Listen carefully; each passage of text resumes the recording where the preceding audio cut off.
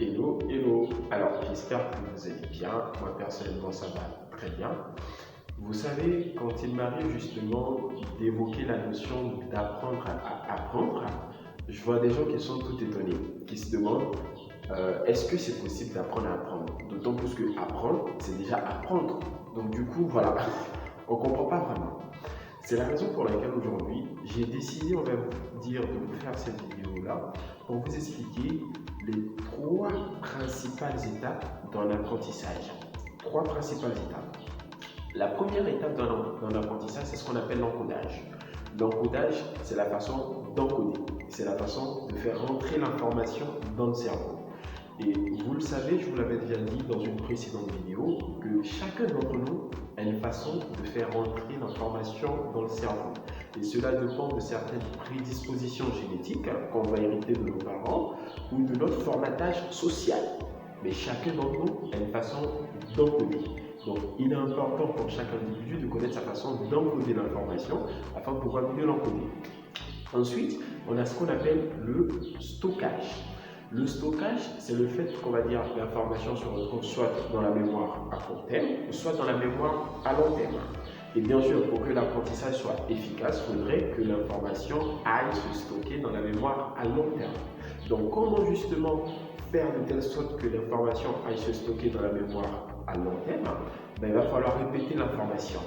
Et ce que vous devez savoir, c'est qu'une simple répétition basique, comme ce qu'on appelle communément le boileau, ne suffit pas pour tout le monde. Le boileau ne marche pas avec tout le monde. Et peut-être que vous-même vous êtes déjà rendu compte que le boileau ne marche pas pour vous. Donc en fonction du type de personne qu'on est, on a une certaine façon de répéter l'information. On a la répétition cumulative, la répétition significative, ainsi de suite. Donc tout dépend, on va dire, du type de personnalité qu'on a. C'est la raison pour laquelle il est important de se connaître en tant qu'apprenant, afin de pouvoir stocker l'information dans la mémoire à long terme pour pouvoir la rappeler, on va dire, au bon moment. Et oui, rappeler me permet, on va dire, d'en arriver à la troisième étape, qui est le fait justement de se rappeler l'information. Il vous est certainement déjà arrivé, on va dire, d'être en train de parler de quelque chose et de l'oublier, d'avoir un trou de mémoire. Du coup, comment aller chercher l'information? Oui, encore là, ça dépend, on va dire, de notre profil d'apprenant. Si on a un profil visuel, il y a une façon bien précise d'aller chercher l'information. Si on a un profil auditif, il y a une façon bien, on va dire, précise d'aller chercher l'information. S'il y a une façon kinesthésique, il y a une façon d'aller chercher l'information. C'est la raison pour laquelle il est important d'apprendre à apprendre pour chaque enfant. Parce que oui, on apprend à danser, on apprend à chanter, mais jamais quelqu'un ne se dit, peut-être que pour la chose la plus importante de notre vie, qui est le fait d'apprendre, parce que c'est ce qui détermine de notre positionnement social, c'est ce qui détermine de notre épanouissement, jamais personne ne s'est dit, peut-être qu'il serait bien d'apprendre à apprendre, peut-être qu'il serait bien de se demander enfin comment je conçois l'information, comment justement je m'alimente en information.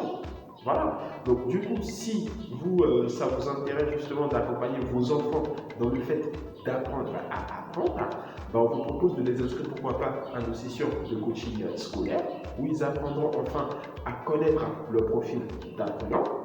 Voilà, donc à apprendre à encoder l'information selon eux, à apprendre à stocker l'information de façon durable selon eux, à apprendre à se rappeler, donc à réviser l'information, on va dire, de façon plutôt concrète, toujours selon eux. Voilà, ce qui va permettre à l'enfant, on va dire, d'être un meilleur apprenant surtout.